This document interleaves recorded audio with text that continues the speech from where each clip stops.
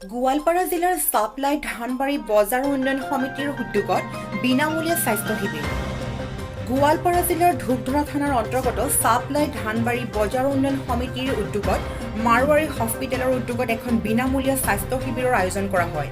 উক্ত শিবিৰত দুজন চিকিৎসক আৰু দুগৰাকী নাৰ্ছে চিকিৎসা সেৱা আগবঢ়ায়।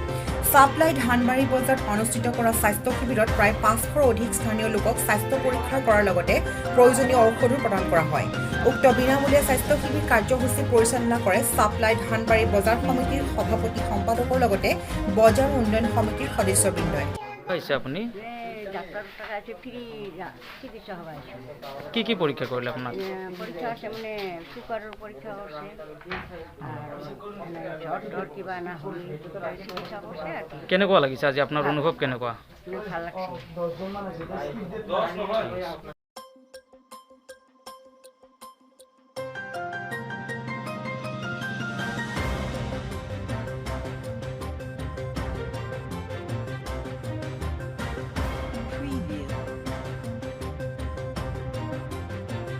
ধূপধৰা পদুপাৰাৰ পৰা মিৰ ইষ্টাফৰ ৰিপৰ্ট, ৰেড ৰিভাৰ টাইমছ।